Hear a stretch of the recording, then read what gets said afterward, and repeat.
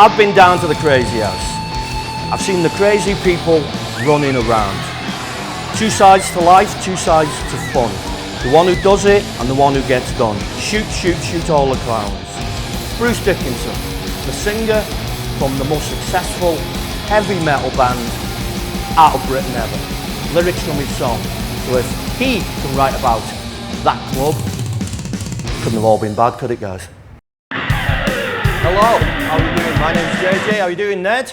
Fine, thanks. That's great. I used to be promoter DJ at a club in Liverpool called the Crazy House, where we had Paradise Lost, Biohazard, Tool, Nuclear Assault, Carcass, Downset, Anathema, Cold Chamber, Life Agony, Fear Factory, Entombed, Napalm Death, My Ruin, Alcest, Corn, Fozzy, Headbee, and many more. Hopefully that's enough metal for you. Well, I think coming out of the, the 70s wasteland of punk and Eric's, Brady's, which were great clubs, and then out of the ashes of that came the Warehouse, which was on the corner of Row Alley, on Fleet Street, on the corner of Row Alley, and was actually became the cellar of the Crazy House. For anybody that was into that, that's where they all came, was Wood Street. It was the home of it.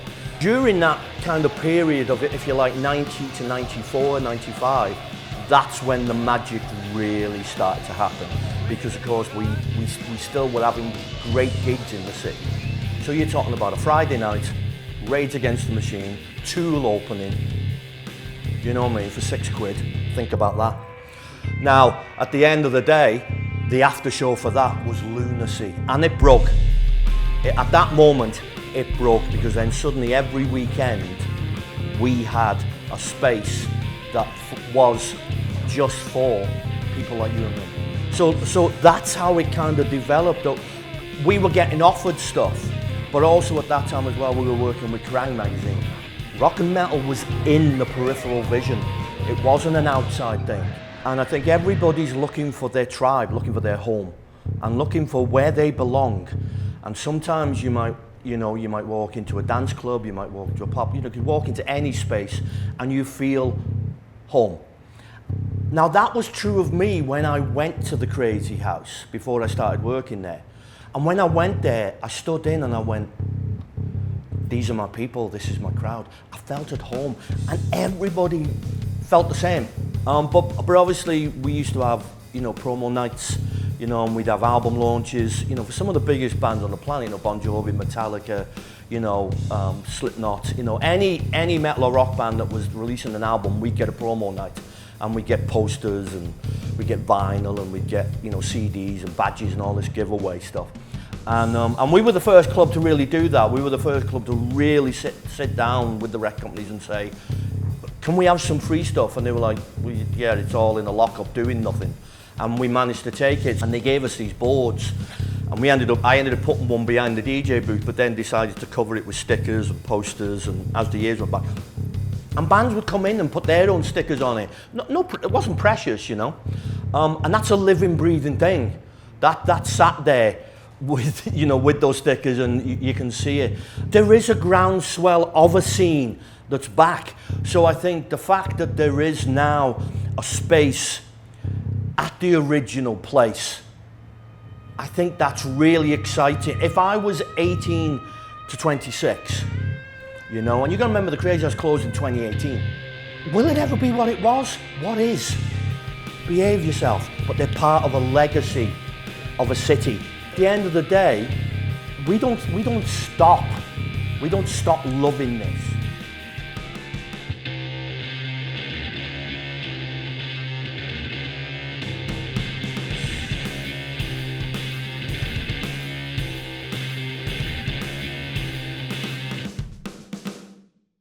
I'm Sal Turner. I was the owner of Whiplash Promotions, a company which started to do promotions in Liverpool and the surrounding areas. This is my son.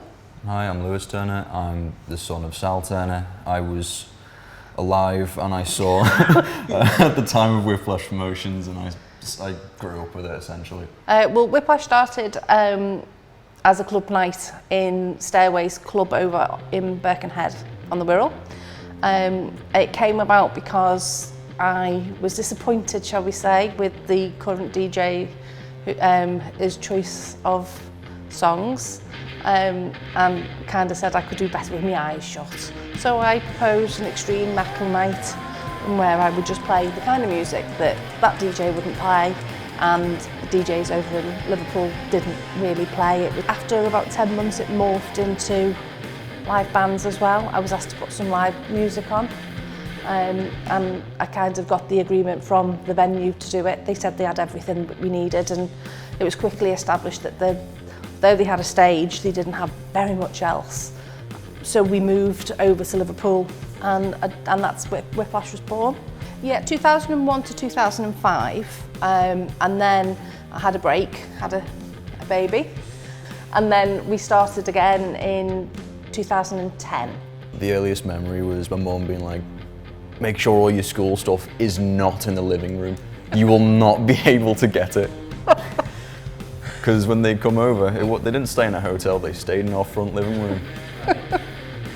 I did a show for a band called Watain, and one of their rider items was a litre of pig's blood, and I struggled to know where to find pig's blood, simply because when you think about it, when you go to a butcher's, they don't kill the animals. It comes to them already unbloody, if you like. Roadkill. They did thank me and said it was nice and fresh.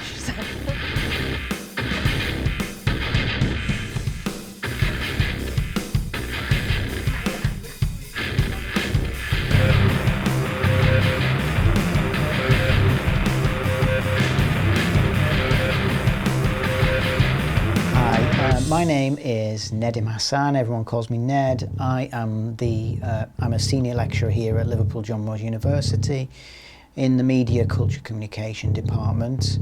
I'm also a co-founder of the Metal on Merseyside project.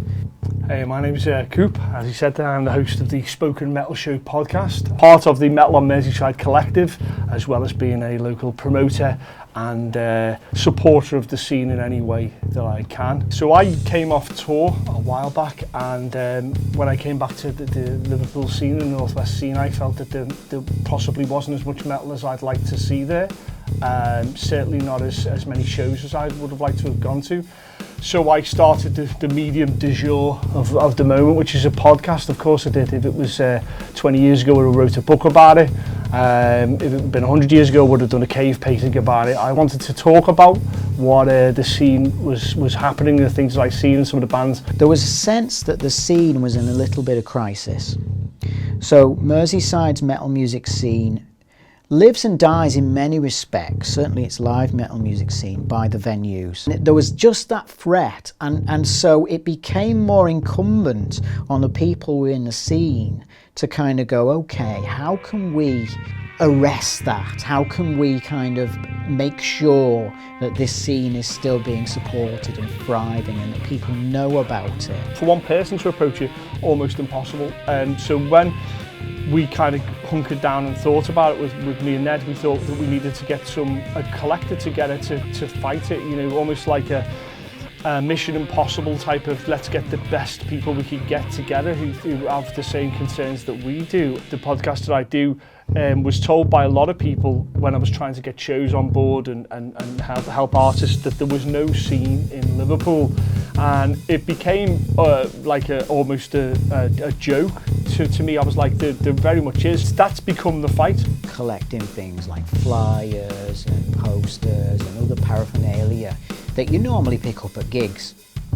And I thought, do you know what, I'll keep this stuff, and one day this might make the start of a good archival collection, you know, because that kind of stuff normally gets tossed on the floor, you know, it's quickly lost to time.